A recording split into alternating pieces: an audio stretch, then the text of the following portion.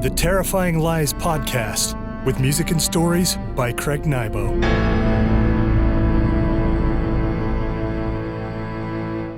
Greetings, friends, and welcome to the Terrifying Lies Podcast. It's difficult to believe it, but we are on episode 7, halfway through season 1.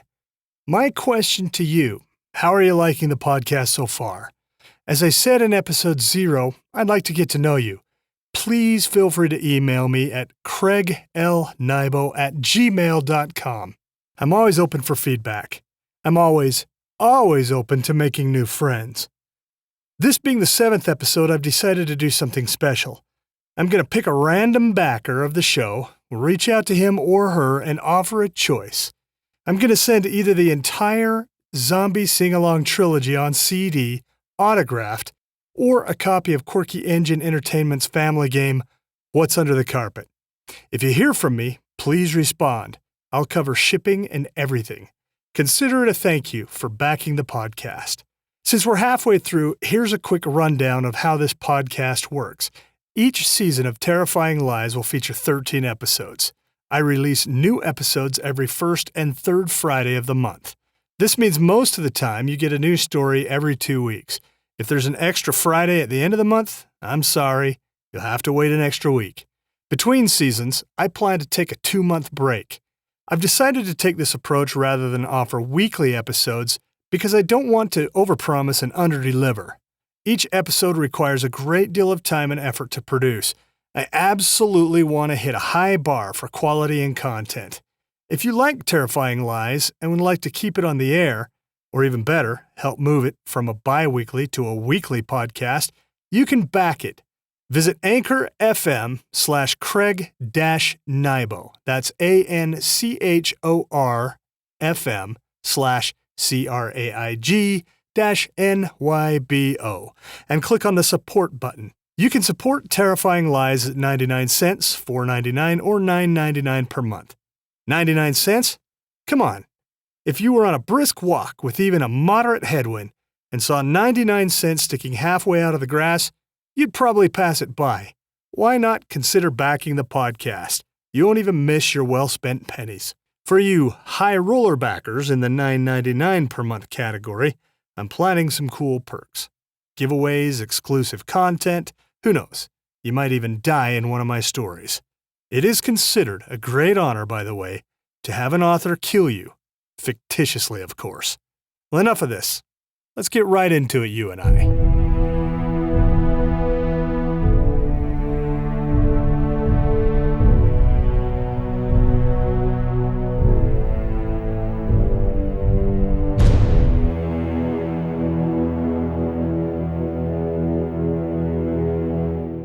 For this episode, I thought I'd lighten things up a little bit. So far, things have been so serious. Sometimes life can be a grind. You know the drill. We make the money, we spend the money. We make the money, we spend the money. Working for a living can become dangerously monotonous.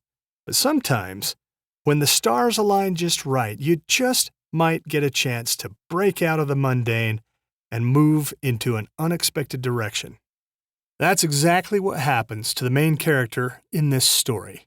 I now present Wrong Number, written and read by Craig Nybo.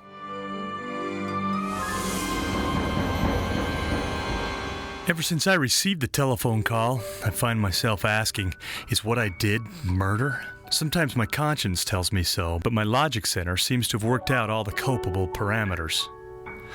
I've found peace. I'm okay with what happened. I have to be, or I would probably be in an institution by now. I sat at my small desk in the back clerk's office at Smithers & Andrus Financial, where I work to this day.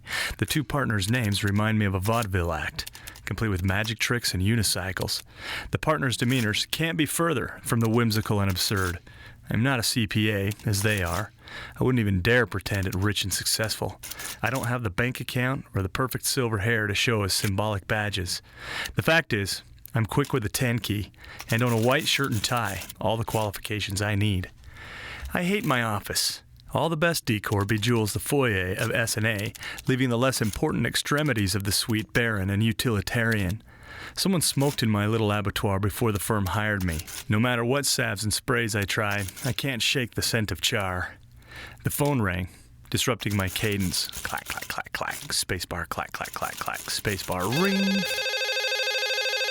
Dang. I picked up the receiver. Smithers and Andrus, clerical. Is this the exterminator? The woman's voice, fragile and trembling, reminded me of Diane Rehm, that droning old woman who sounds so near death that old Grimm must have one hand on her shoulder for most of every day, at least during her daily NPR broadcasts. Ma'am, I'm sorry. I'm not an... I have a problem, sir. A serious problem. Ma'am? A vampire problem. I paused, arching my eyebrows. A what problem? A vampire problem. And I need an exterminator. How did you get my number? Out of the phone book. Intrigued, I decided to play along.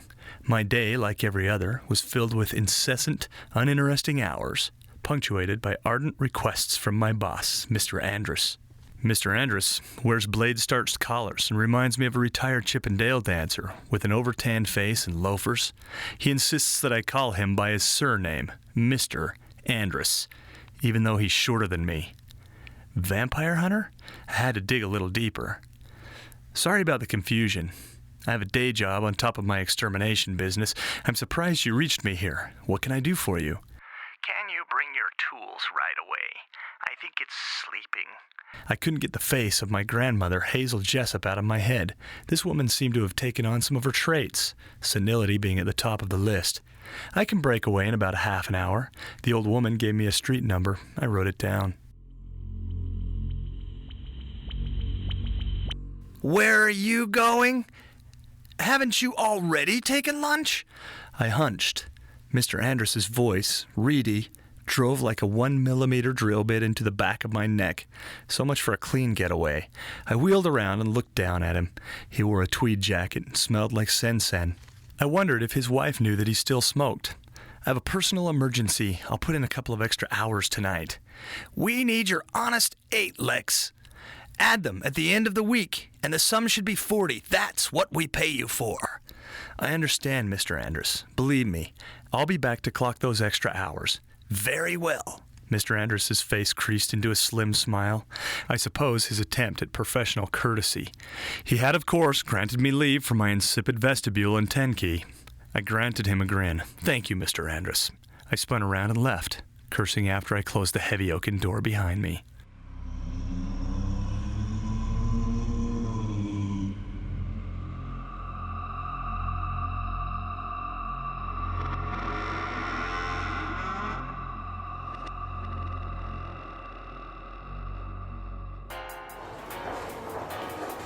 I need something wooden, long and sharp, I said.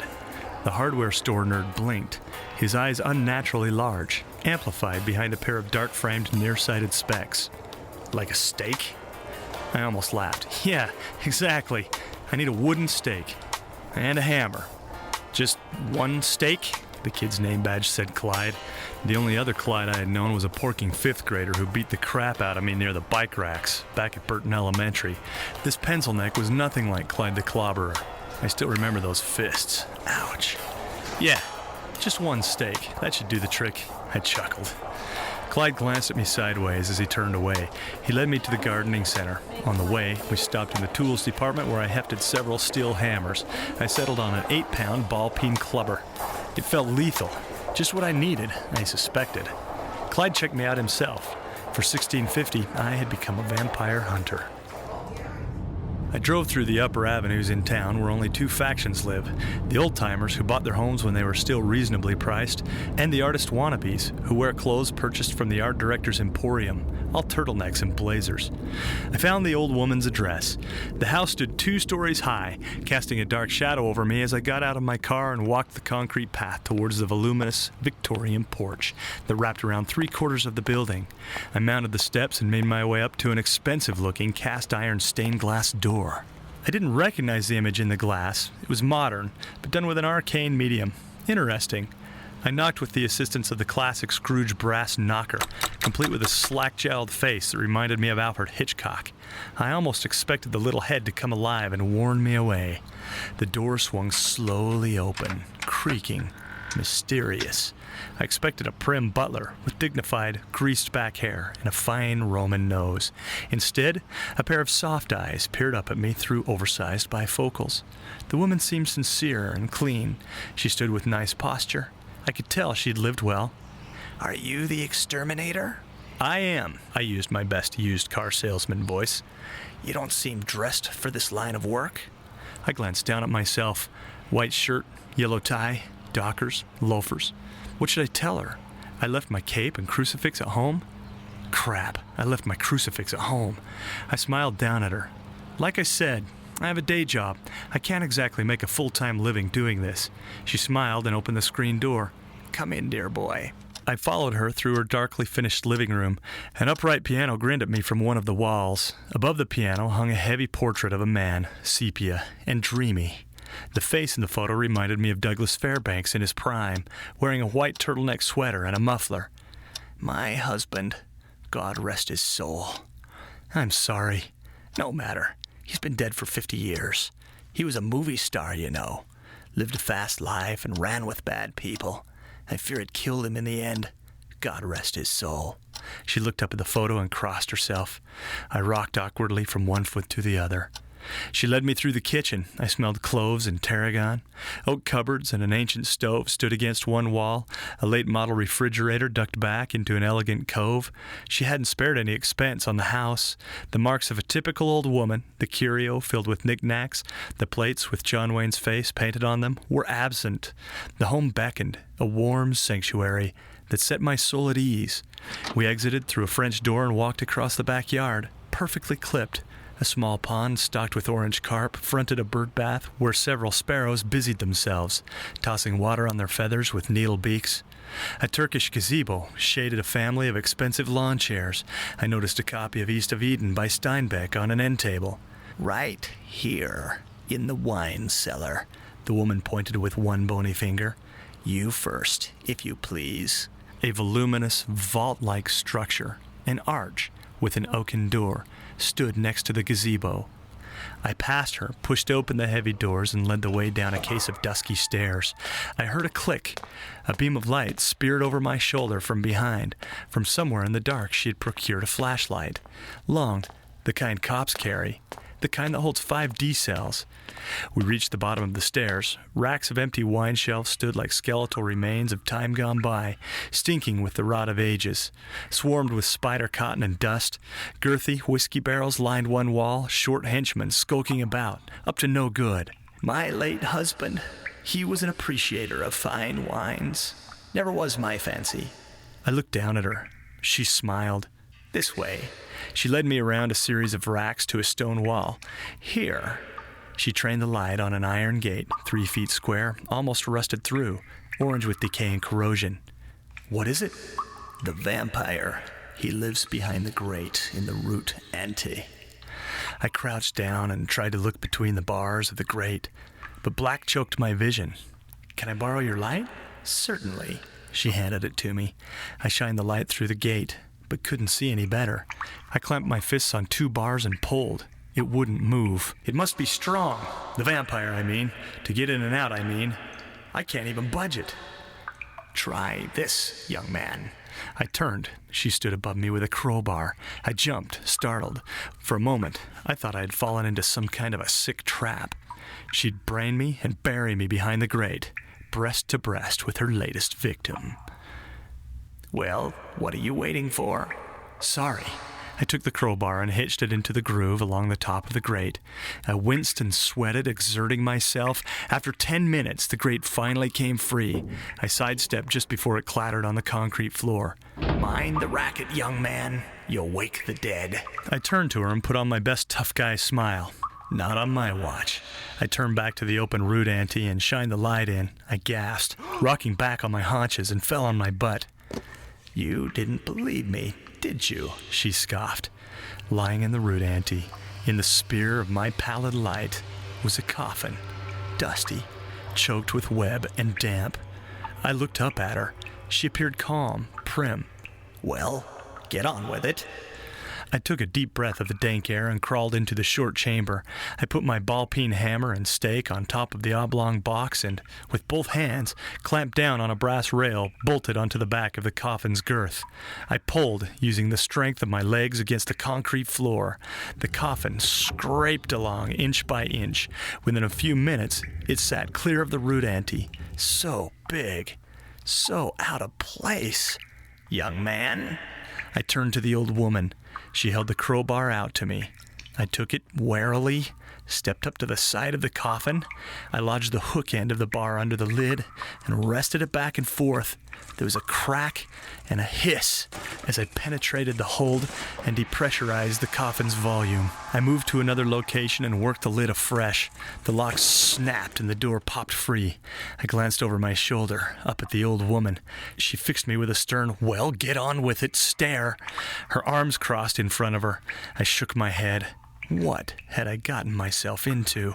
My stomach rolled forward. There was only one way this could end. Badly. I kept one eye on the woman.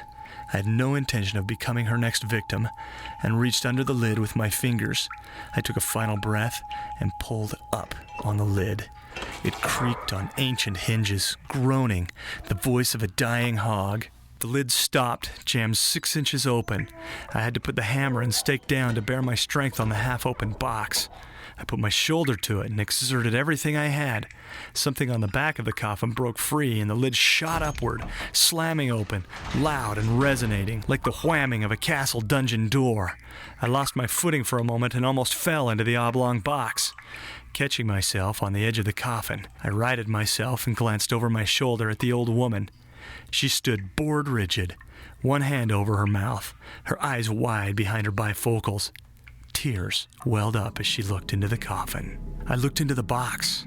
Lying in the coffin, hands crossed over his heart, was the man I had seen in the heavy photograph that hung above the piano.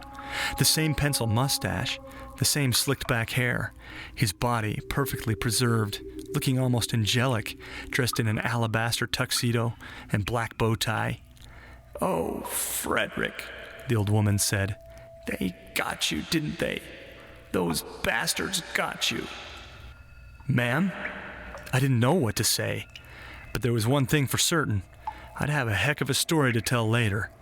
The old woman sniffed and shut her eyes for a moment, composing herself. "Ma'am, what do you want me to do?"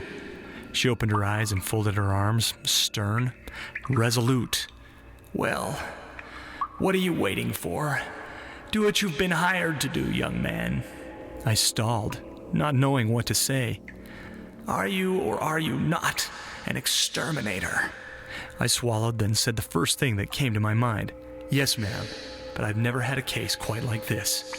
She sniffed once, temporarily losing hold on her emotions. "I understand, but I also understand that what lies in that coffin is not my husband. It is a vile aberration that resembles what my husband once was. If it would make you feel more comfortable, I can wait upstairs." "No, that won't be necessary." I picked up my stake and 8-pound hammer and moved in on the corpse. I placed the tip of the stake firmly on poor Frederick's heart and drew the hammer up with my right hand. It astounds me what one can be driven to do when placed in unusual circumstances. The thing that I find most surprising when I recall that moment in the wine cellar is that I only hesitated for a second, just long enough to ensure a good swing with plenty of impact on the head of that stake.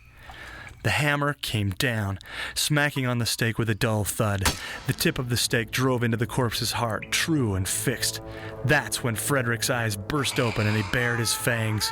I stood up too quickly and pinwheeled away, lucky to keep my grip on the hammer. Frederick reached for the stake and struggled to pull it free, but his strength seemed to fade with the copious amount of blood that poured from the wound. "What are you waiting for? Finish him!" the old woman shouted, her voice booming and raspy, like that of a magpie. I glanced at her. She seemed possessed by something angry. I looked at Frederick. His mouth and eyes twitched in anguish.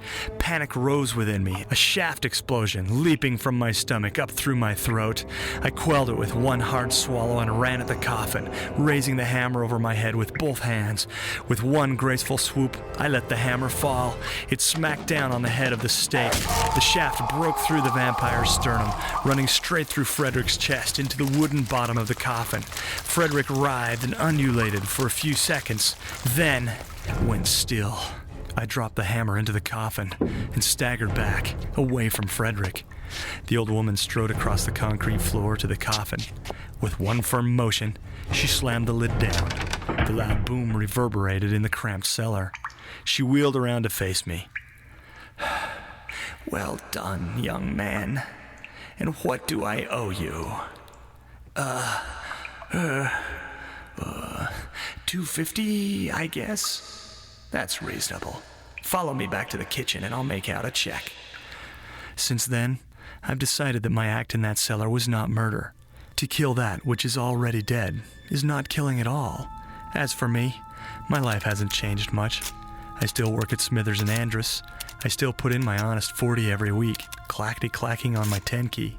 But there's one difference. If you flip in the Lakeside Yellow Pages to the V section, you'll find an ad that reads, "Vampire problem?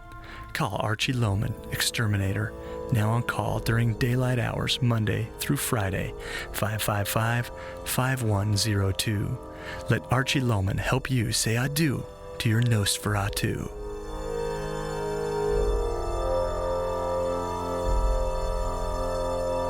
For today's song, I give you something a bit autobiographical.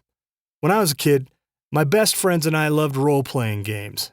After all, what self-respecting genre fiction writer hasn't played at least 600 hours of Dungeons & Dragons in his or her life? Often, we'd translate the game into something more tangible. We loved sword fighting. I'm not talking about LARPing here, just getting together to build swords out of Kmart dowels, heading into the Happy Hollow, a scrub oak-infested wilderness near our houses, and beating the crap out of each other. We often played as skeletons versus orcs. Skeletons regenerated for an extra life, but you had to hit them 1.5 times. A hit on the legs counted as a half hit, and a hit on the core represented a full hit. Orcs only had 1 life, but used a freeze spell on their enemies. I know, weird. Yeah, I might have been a bit of a weird kid, but I had a perfect childhood. What can I say? Today's song is based on those long summers of playing in the Happy Hollow. Those of you who grew up near me, and I know you're out there, know what I mean. I give you, from my Glimpses album, a song called Anything's a Sword. Enjoy.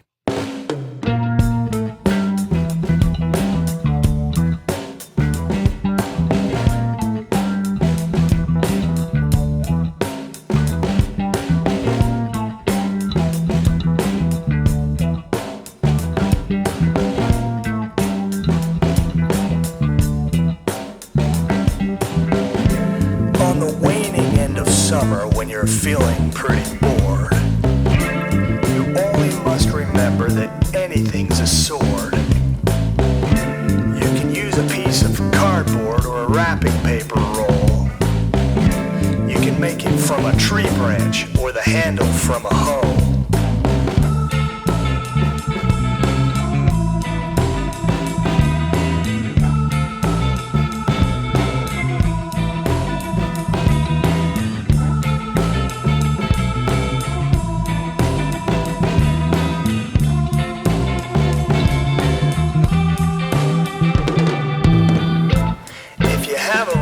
Duct tape, you can fit it with a guard. You can even tape the handle, it isn't very hard. You can find a piece of plastic pipe and shape it like a saber. Or the flagpole from your bike can work just like a rapier. Then you tell all your friends to come and bring their weapons. And divide up into teams, the orcs versus the skeletons. So in the final days of summer, when you need something to do, Remember, everything's a sword, be it brambles or bamboo.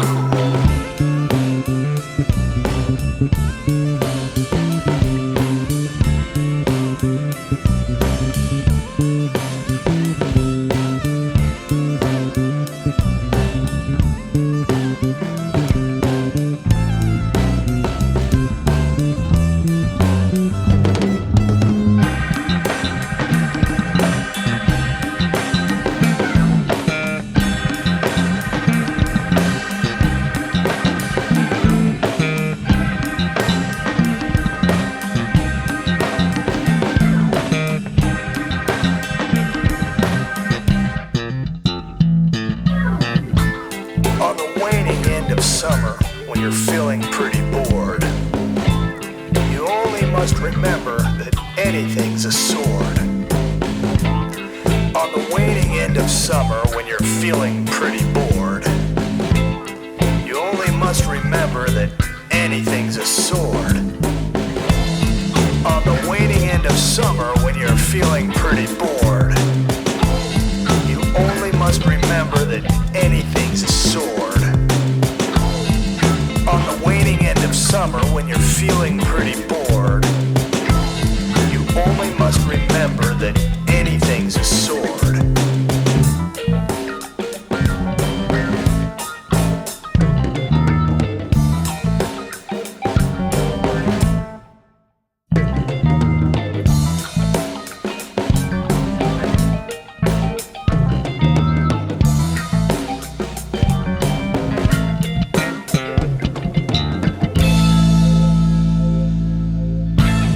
This has been the Terrifying Lies podcast. Please come again. You're welcome here.